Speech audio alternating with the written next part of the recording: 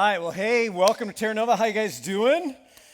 Doing good, doing good. If you're watching online, thanks for joining us as we are in part 3 of our series. Revelation subtitle is The Victory of the Beautiful Resistance, a series about what I think is one of the most often referred to and yet I think misunderstood books in what we call this collection of documents known as the Bible. One of the, I think, for many, the most confusing of them all. And I think part of the reason why it's so often misunderstood, maybe mistreated, and kind of confusing is that we don't read it like it was written to be read, like the original audience would have read it and understood it.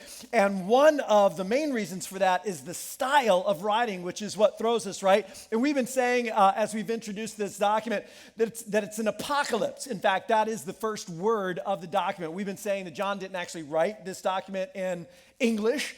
He wrote in the most common language of his day, ancient Greek. And the very first word of the document is apocalypsis, which in their language meant unveiling, revealing, hence the name Revelation. But apocalyptic was actually a genre of literature that was characterized by exactly what you see in the book of Revelation, these fantastic just symbols and imagery, that a genre that flourished for about a 400-year period of time from 200 BC to 200 AD. And it was arguably the most popular style of literature of its day, which means that people knew how to read it. They got it. Cryptic though it was, and apocalyptic literature was often intentionally cryptic. They wanted to make you think. But when we open this document that seems just so weird and actually kind of unnerving to us, it was not weird or unnerving to them at all. And those who had first received this document, we call the book of Revelation, it would have been carried to them by a carrier beginning at Patmos and then to Ephesus and then Smyrna and Pergamum and so forth. And the courier would have brought this document, and the whole Jesus community would have sat down together in maybe a large room or someone's large home.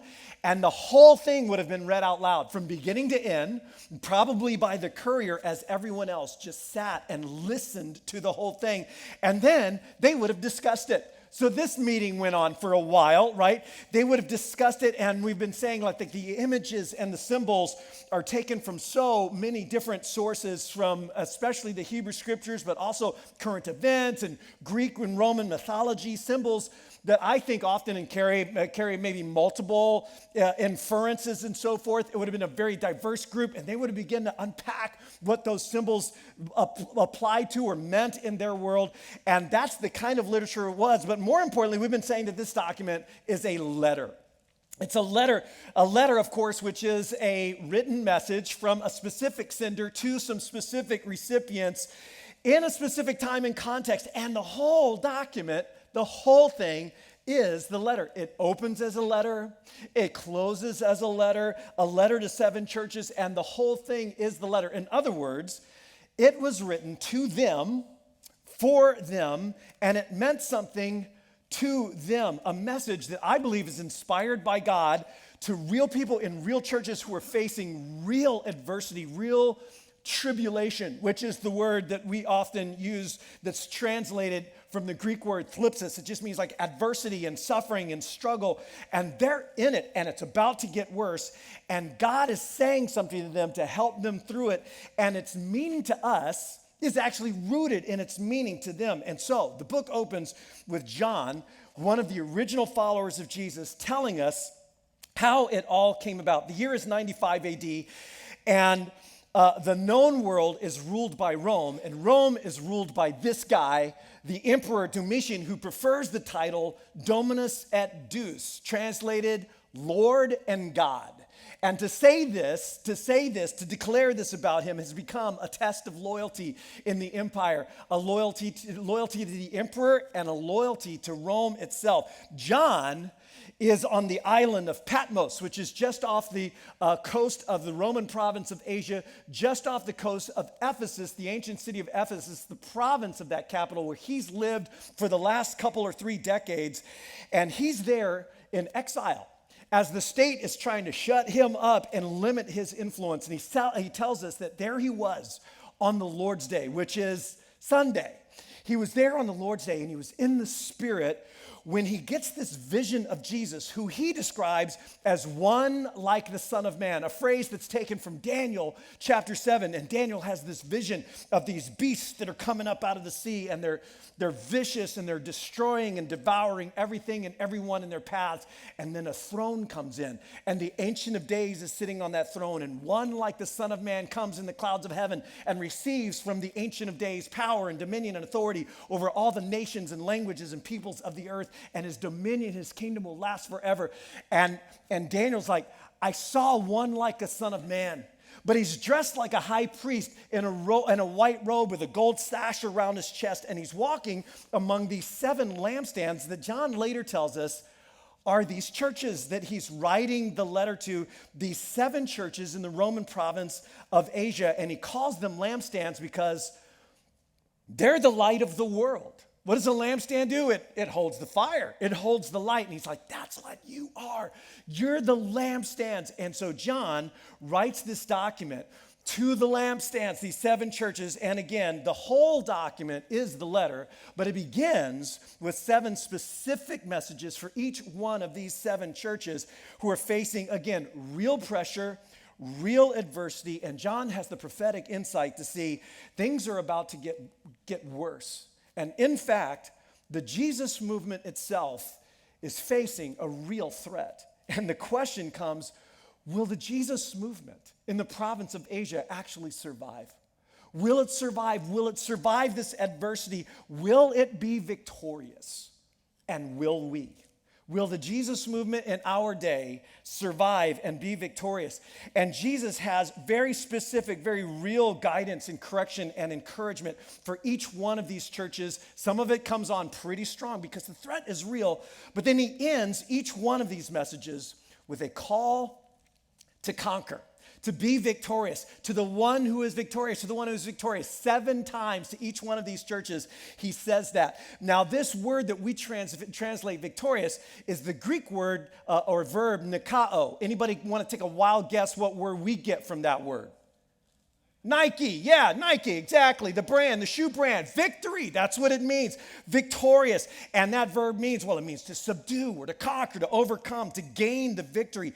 And in each one of these letters, it ends with a call to be Nike, to be like victorious. And each one of them, each one of those calls to be victorious is then tied to a promise that is taken from the end of the book of Revelation and the closing scene of the Revelation, the coming together of heaven and earth, the coming of the kingdom of God to the kingdom of this world.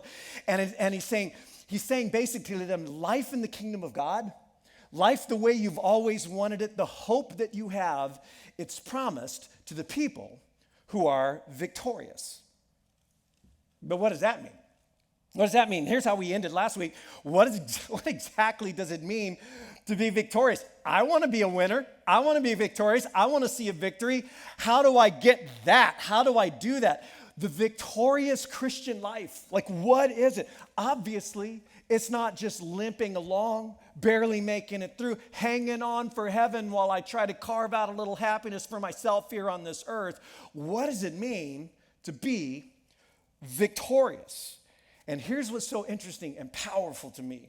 Jesus does not answer this question the way we would like the question answered, the way preachers might often answer the question with like 3 practical steps, or maybe there should be 7, and maybe it should form a cute acronym like victory, V-I-C-T-O-R-Y. What does that spell? And like we'd be like, yes, that's the path to victory. That's what we would probably like for him to do. But instead, what Jesus does is he invites John and he invites those churches and he invites us into a vision of God's space, a view from above, you might say, an invitation into ultimate reality, to see all that has been and all that is happening and all that is about to happen from a completely different perspective. Revelation chapter 4. After this, after those 7 messages to the 7 churches, I looked and look. In fact, that word right there occurs dozens and dozens of times in the book of Revelation. Often we don't even translate that word into English because it's just kind of redundant. He uses it so much. He's like, look. Look A door. Look, a door is open in the heavens. Heaven here, not as some kind of distant, far off reality in a galaxy far, far away, but as a reality that's actually right here. It's just a doorway away. It's on Patmos. It's in this room. It's right here, a current and present reality. And there's a door, and we get to go in and see. And then he says, a voice. You know that voice? Remember the one that was speaking to me at first when we started this off and it sounded like a trumpet? Remember that voice? And that voice said to me, come up here and I will show you what must take place after this, or it could be translated with this or during this, at this same time. And John is being invited, and we're being invited behind the scenes. And we've said as we kicked off this series that part of the message of the book of Revelation is simply this: things are not as they seem. Things are not as they seem. And we're being taken like behind the scenes, behind the curtain, if you will, of all that has happened and all that is happening and all that is about to happen. And again, John's just going, look. Look, see, look behind the curtain. See that there's more to reality than meets the unaided senses. There's more to our current struggles than you can see with your eye. There's more to societal trends and geopolitics and global economics. There's so much more than meets the eye. It all looks so different than this.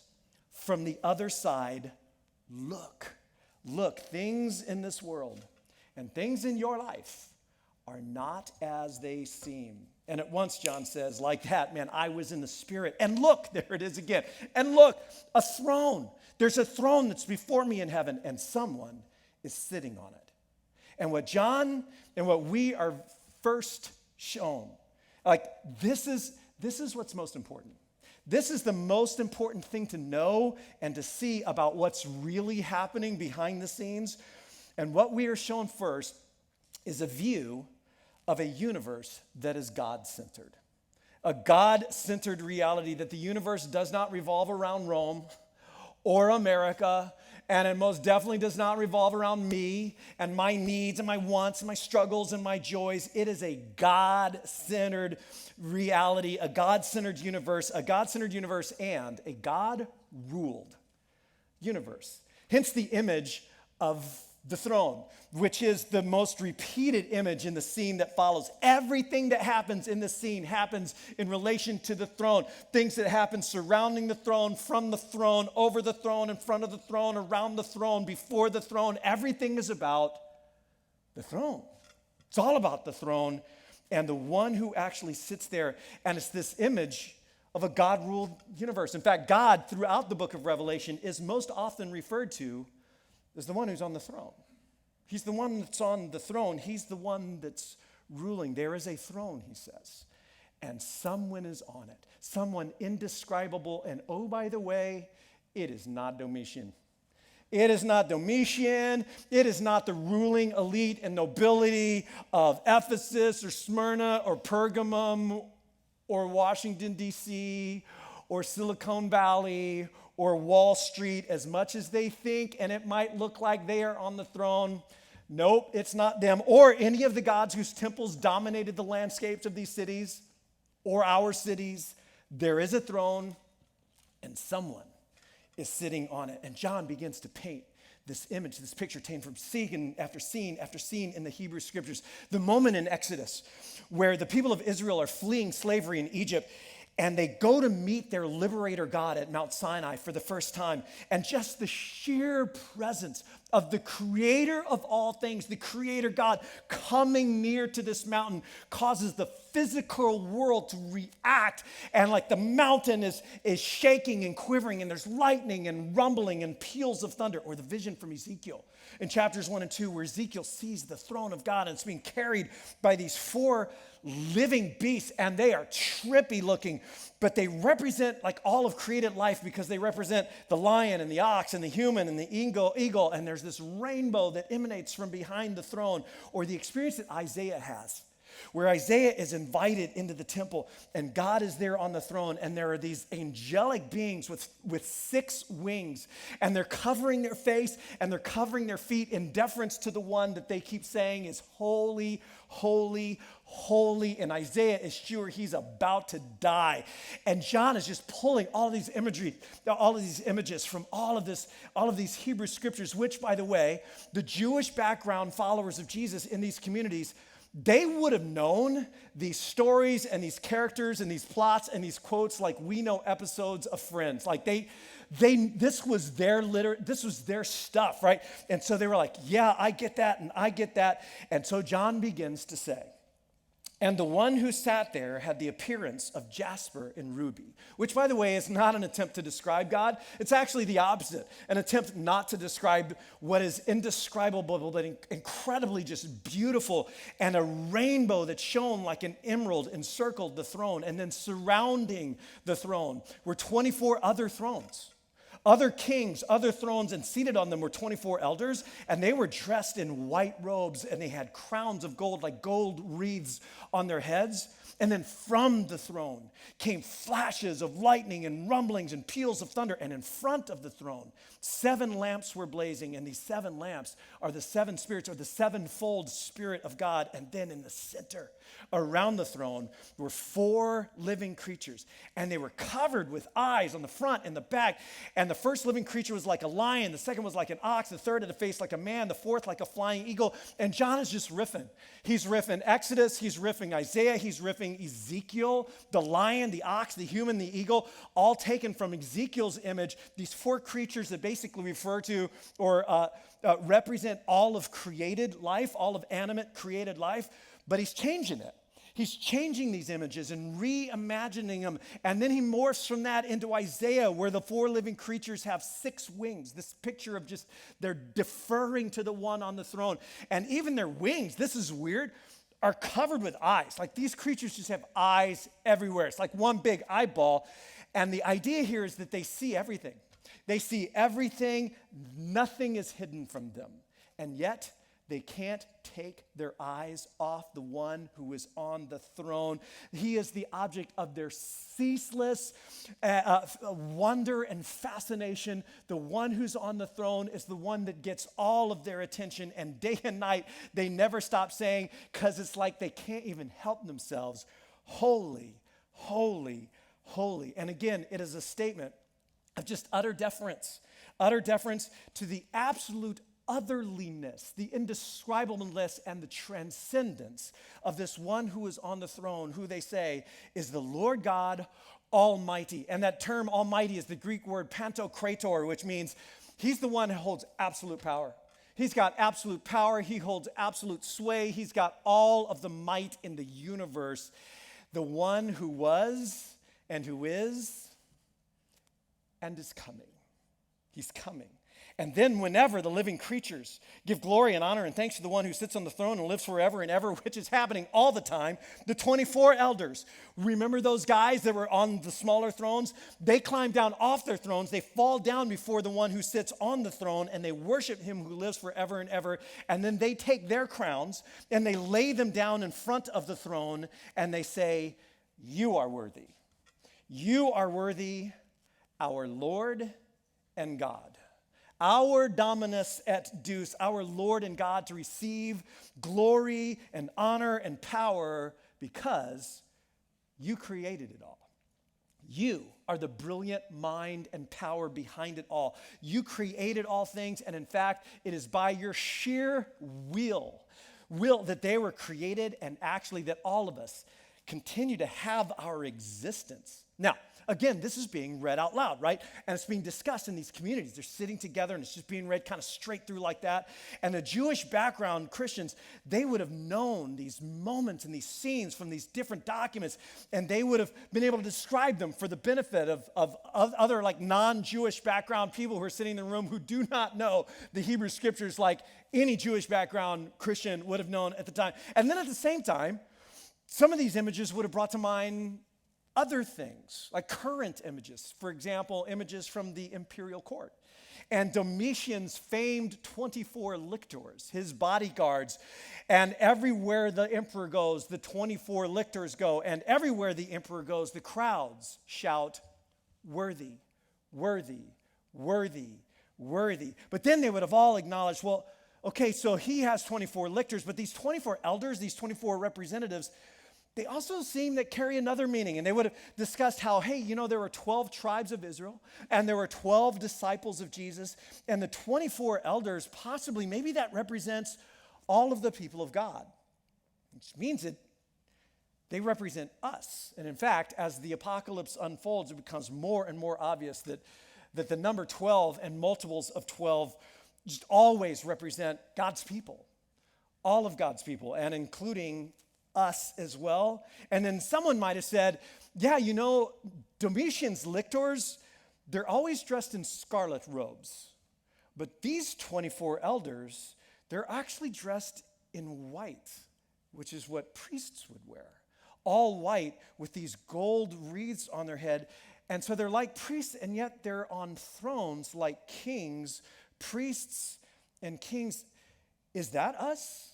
Is John saying that they represent who we are in ultimate reality? But then notice what they do.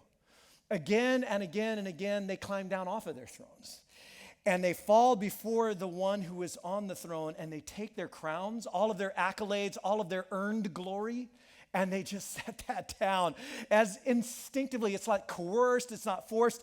It's like in the presence of the indescribable worthy one, they cannot help but to say, this isn't mine, this is yours. You are worthy.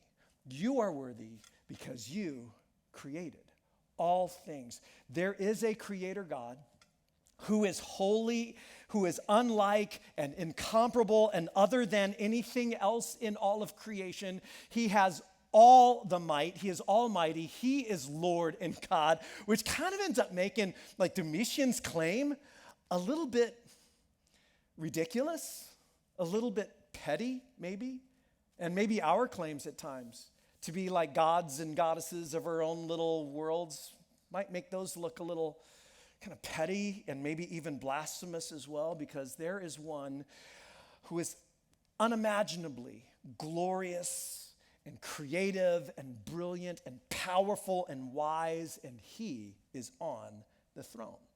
It's like John is saying, before anything else, like before these embattled, just beat up, minority, struggling Jesus communities in these cities in Asia need to know anything else, before we need to know anything else, before they or we need to see anything else, before we try to satisfy our curiosity about what happens next and like what about the end times, before anything else happens, it's like he's going, the first things first, we need a fresh vision of the center of reality. What does victory look like? How do we get it? How do we gain it? Well, we begin with a picture of a throne at the center of reality, with heaven and all of creation proclaiming holy and worthy to the one who is on this throne.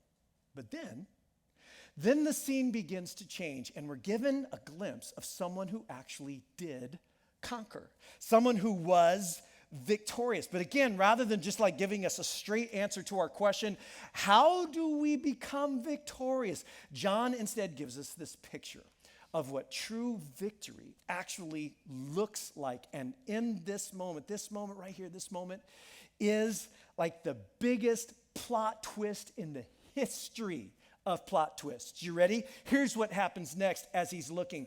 Then I saw in the right hand of the one who sat on the throne, I noticed that there's this scroll. He's got this scroll, and it's got writing on both sides sealed with 7 seals. Now, scrolls they all knew. Scrolls with seals they all knew. But this one was a little unusual in that scrolls don't normally have writing on the outside. And 7 seals, like that's a lot of seals. This is an important document. Something important is contained inside of it. And then I saw this mighty angel proclaiming in a loud voice, "Who is worthy? Who is worthy to break the seals and open the scroll?" The answer comes back. No one. No one. No one, nowhere. The call goes out to the entire universe. This mighty angel has a loud voice, and there's no one. No one angelic or otherwise, living or dead. No one in heaven or on earth or under the earth. No emperor, no general, no prophet, no priest, no president. There is nobody. There is nobody. And the issue is not power or strength or willingness or desire. The power, the issue actually is worthiness. It's worthiness. No one has earned the right. No one is worthy. No one has proven themselves by their character and their action to be worthy to unroll this scroll. And John says, I lost it. I lost it. As I realized what was going on, I wept and I wept because no one was found who was worthy to open the scroll or even look inside of it. And can you relate? I mean, can't you relate at times just to looking around at the world and just the way it is? And have you ever wept because something is just so wrong? A loved one who's been taken before their time? Or have you ever just felt the broken-hearted weight, maybe a lot lately, of all that is messed up and wrong and broken and evil and not the way it's supposed to be? This isn't the way it's supposed to be. And you find yourself just longing for better, longing for something to make it right, but almost despairing, like wondering if it'll ever be, if it could ever come.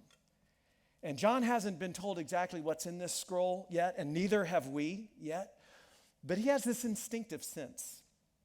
Like, that scroll, that's it. Like, this is it. This is how it gets better. This is how the story comes back together again. It gets resolved. This is how all that is wrong becomes right and all that is sad becomes untrue, and no one is worthy to open it. No one is worthy to undo the seals and set it in motion. And John's like, I just lost it. I just lost it. I want that to be so badly. And then one of the elders, he said to me, now this is what John hears. One of the elders said to me, and he hears this as one of the 24 says, hey, bro. Hey, don't weep. Look, don't weep. Look.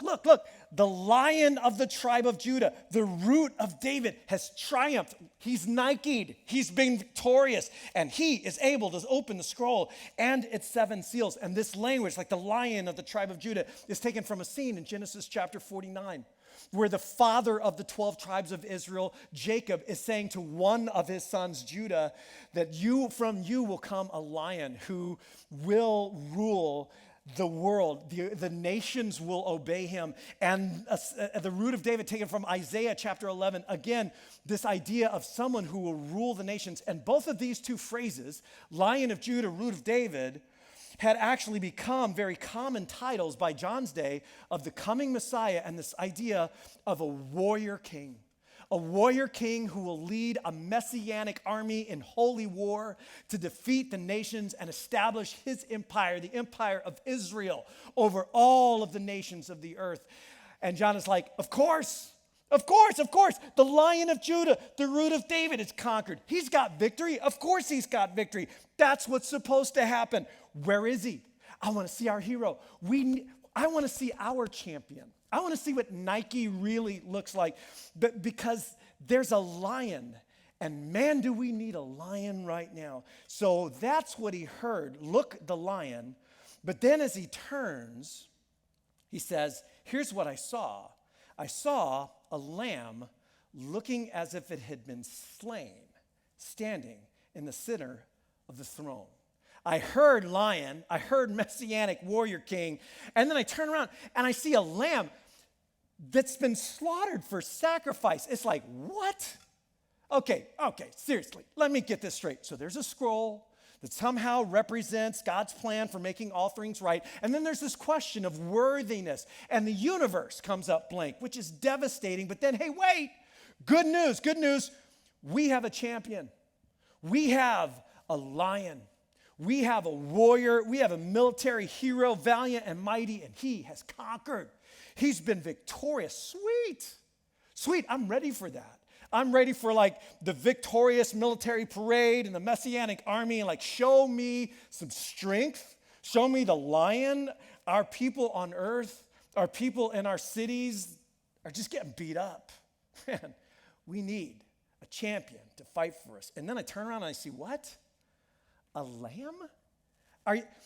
See, if a lion is a symbol of strength, a lamb is most definitely a symbol of weakness. This is why there are no sports teams who have a mascot of a lamb. Just doesn't happen. The Lake Forest Lambs, not going to happen. Lions, tigers, bears, maybe even rams, but not lambs. You will not see it happen. And this is worse. It's a slaughtered lamb.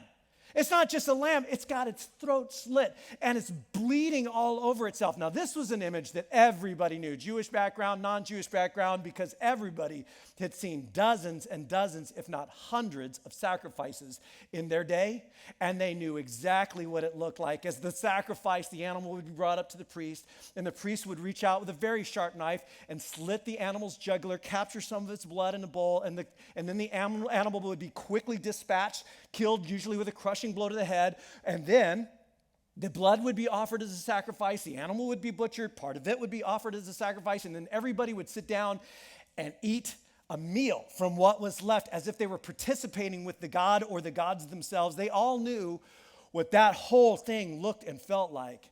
And here's a lamb that's covered with blood. It's slaughtered. It's got its own blood. It's been defeated. And yet somehow it's actually standing in the center of the throne, encircled like the one on the throne by the 4 living creatures and the 24 elders. And the lamb, John says, had 7 horns and 7 eyes. Now, horns throughout ancient literature, especially Hebrew scriptures, but elsewhere as well, horns were just a very common image of strength, of power. And 7, of course, is the number of completeness. So this lamb, slaughtered as it is, apparently has all strength. And then eyes are normally a symbol of wisdom or insight. But John goes on to say that this lamb's eyes are actually the 7-fold Spirit of God taken from Isaiah 11 and Zechariah 4. And we're going to jump into some of that in week 5. Don't miss week 5. But this lamb looks a little different, but it's slain. It's bleeding. And then the lamb gets up and goes up to the throne and takes the scroll from the right hand of the one sitting on the throne. And that act right there sets in motion this whole ripple effect of response and reaction, beginning with the 4 living creatures and the 24 elders who have up till this time been just entirely focused on the one who's on the throne. And now they fall down before the Lamb. And we're told now we get this new kind of image, like they've got 6 wings, but somehow they got a harp. And then there's a bowl, golden bowls with incense, which are the prayers of God's people. And this imagery is being taken right from the Levites in the temple in the Old Testament worship. And they fall down before the Lamb now, and they sing a new song. They sing a whole new song because something new has happened. Something new, something completely unforeseen and unforeseeable has happened, and they begin to say, "You are worthy to the Lamb to take the scroll, to open its seals. You're the one who's worthy to set this in motion because you were slain. And with your blood, you purchased for God men and women from every tribe and language and people and nation." This 4-fold description of all of humanity that occurs 7 times in the book of Revelation. And you have made them, you have somehow formed this complete hodgepodge of the diversity of people into a kingdom and priests to serve our God. And they will reign on earth. And John's taken us behind the curtain. This view from above of ultimate reality. Something new has happened. Something new has happened. The Creator God, the Almighty, that holy, transcendent one who is on the throne at the center of all creation, worthy because he created, has now revealed his true colors. And now we see him for who he really is in the Lamb who is worthy because he was killed, who is victorious because he was slain. And it is the biggest plot twist in the history of all plot twists. It is the central paradox in the book of Revelation, and frankly in the Christian journey itself, that the almighty creator God conquered by losing, by dying. That Jesus, the messianic hero, the lion, the root of David, triumphs somehow by vulnerably, willingly sacrificing his life for others because he loved them, even when they didn't love him. And they begin to say, you're worthy. You're the only one who, by right of character and action, has proven that they can handle what is about to happen. And then the ripple just begins to move out. Then I looked, and I heard the voice of many angels, numbering thousands upon thousands, 10,000s times 10,000s, which is a way in Greek of just going, you can't count it. This is their largest number, 10,000 myriad. They hadn't come up with Googleplex yet. That would come later. This is like myriads times myriads. In other words, there's just too many. There is this sea of heavenly beings, and now they begin to encircle the throne and the four living creatures and the elders. And in a loud voice, John's like, it was getting loud up in there. It was getting loud up in there. And they begin to say a line from a song that we often sing, that without context sounds really weird. They begin to say, worthy is the Lamb who was slain. Worthy is the Lamb who is slain. What a weird thing to say. What a counterintuitive, absolutely upside down thing to say, and now you know. And now you know why it is sung and what it means, and perhaps you will never sing it the same way again. Worthy is the Lamb who was slain to receive power and wealth and wisdom and strength and honor and glory and praise, this sevenfold attribution of just like complete worth, complete honor, complete glory, complete wisdom to the Lamb that was slain. And then the ripple goes out to the ends of all of creation, and I heard every creature in heaven and on earth and under the earth and on the sea and all that is in them, and they all began to say, to him who sits on the throne and to the Lamb be praise and honor and glory and power forever and ever. And the four living creatures said, yep, that about says it. Amen. And the elders fell down and worshiped. And this is the central vision of the Revelation. In fact, I think it's the central vision of all of life. It's the vision behind the curtain, behind the veil of this earth. Things are not as they seem.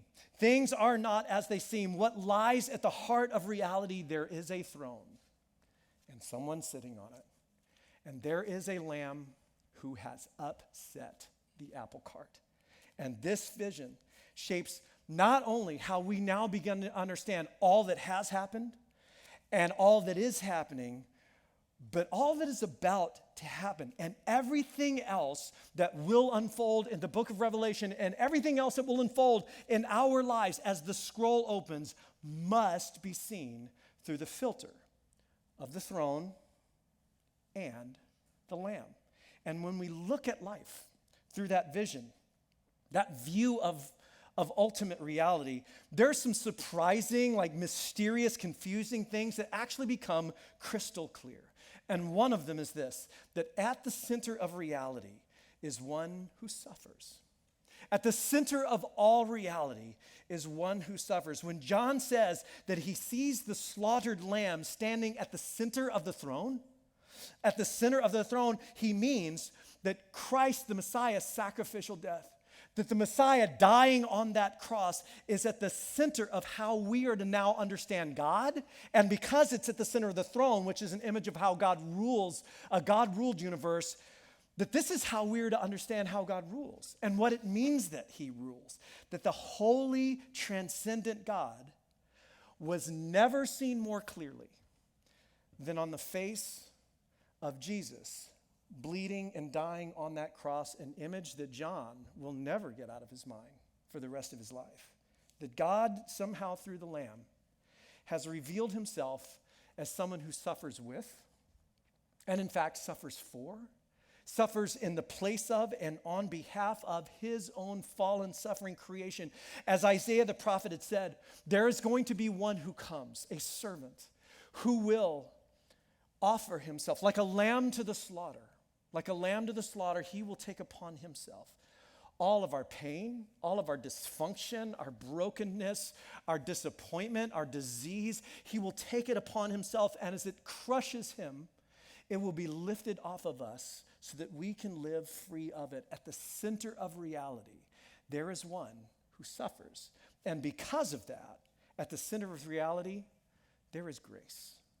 At the center of reality, there is grace, amazing grace, a costly grace, and an invitation for all who suffer under the weight of their own, just like dysfunction and disappointment and character defects, an invitation to every single one of us to come.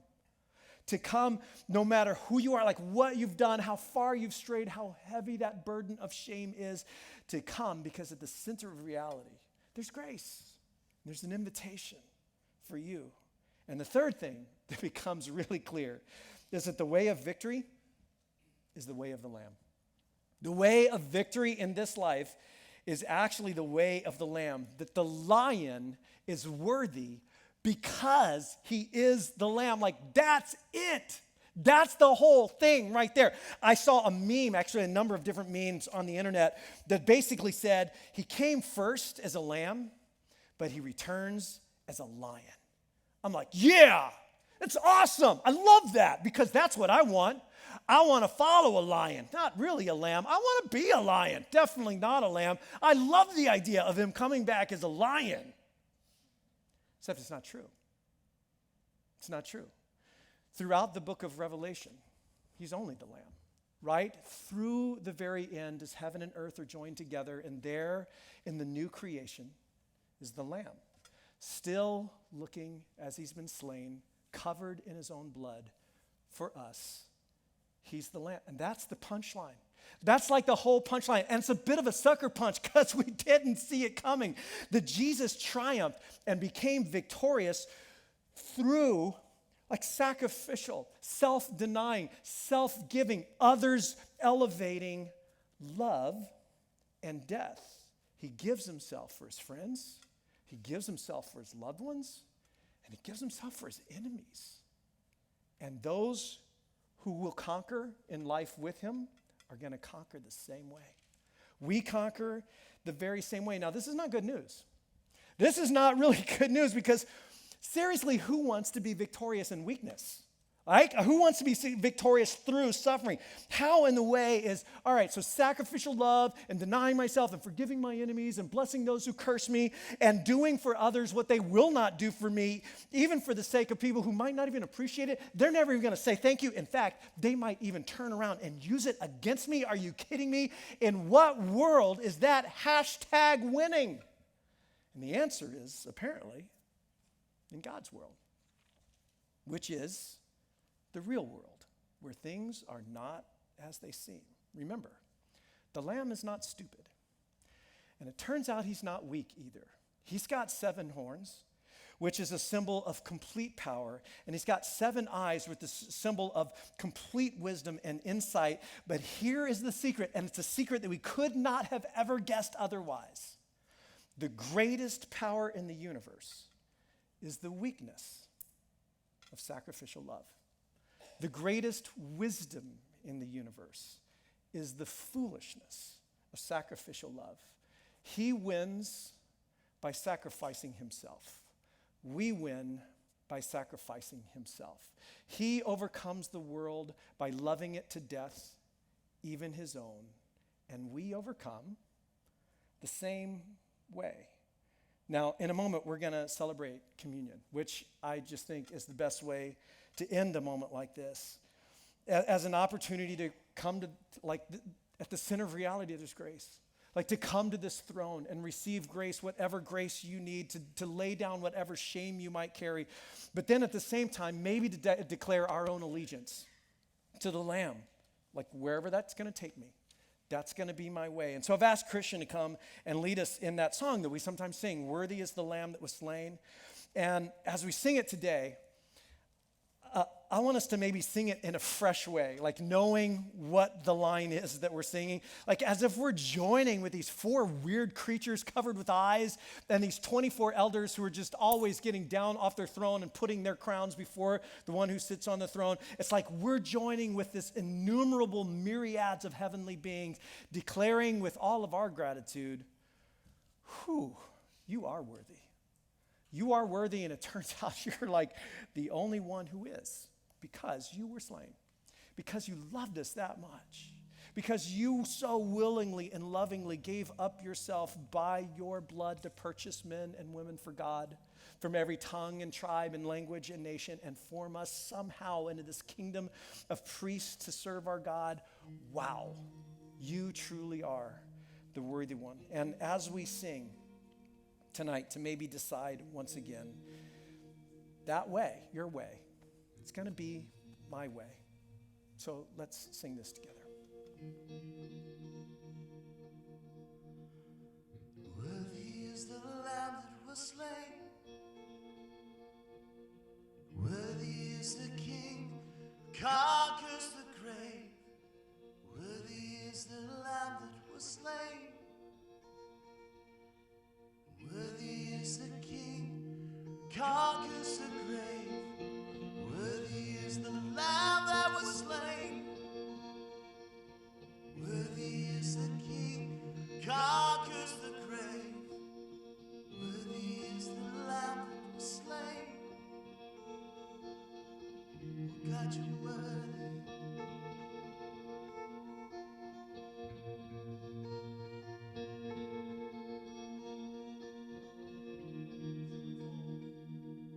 That on the night he was betrayed, Jesus took bread and he broke it and he told his followers, "This is my body, which is for you. Do this in remembrance of me." And so I want you to take this, the elements that perhaps I hope you've already grabbed. There's this tiny little layer that you peel up, and beneath it is this little wafer that represents Christ's body, this lamb who was slain for us. Let's take this together.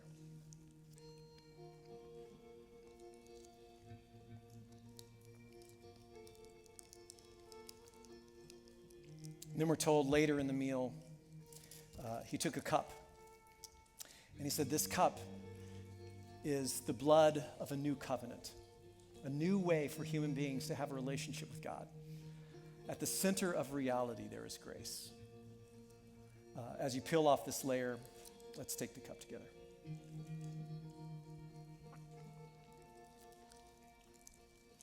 God, we thank you for surprising love. We thank you for gobsmacked, did not see it coming, unpredictable. Who would have thought the Creator God, the Almighty One, would not avoid suffering, but step into it willingly to take it off of us? We thank you for that. We're here to declare that your grace is amazing. We will accept it into our own lives, and that your way is amazing, and we will follow you because you're worthy. I want to invite you to stand with us as the band leads us in this song, Amazing Grace.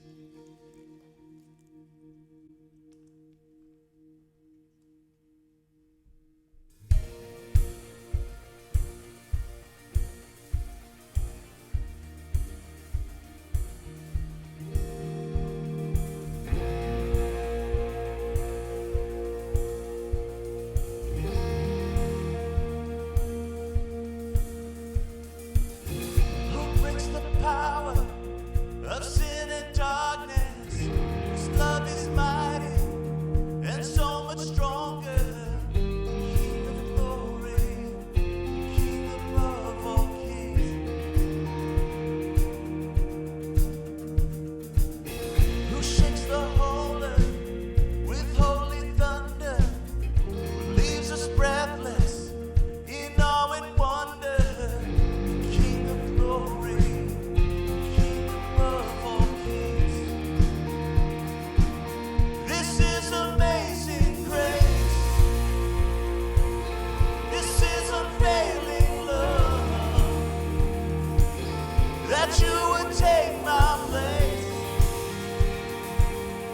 that you would bear my cross. You laid down your life that I would be set free. Oh, Jesus, I sing for all that you've done for me.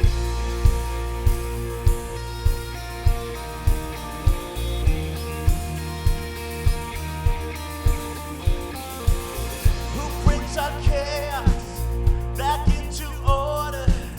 Who makes the orphan a son and daughter? The King of glory, the King above all kings. Who rules the nations with truth and justice, shines like the sun in all of its brilliance. The King of glory, the King above all kings. Come on, sing it out. This is amazing grace. This is unfailing love. That you would take my place. That you would bear my cross. You would lay down your life. That I would be set free. Oh, Jesus, I sing for all that you've done for me. All right, now let's really sing it out. Worthy is the Lamb that was slain. Worthy is the King who conquers the grave. Worthy is the Lamb that was slain. Worthy is the King who conquers the grave. Come on. Worthy is the Lamb that was slain. Worthy is the King who conquers the grave. Worthy is the Lamb that was slain. Oh God, you're worthy. Oh, this is amazing grace. This is unfailing love. That you would take my place. Oh, and you would bear my cross. Oh, you laid down your life so I would be set free. Oh, Jesus, I sing for all that you've done for me. All that you've done for us.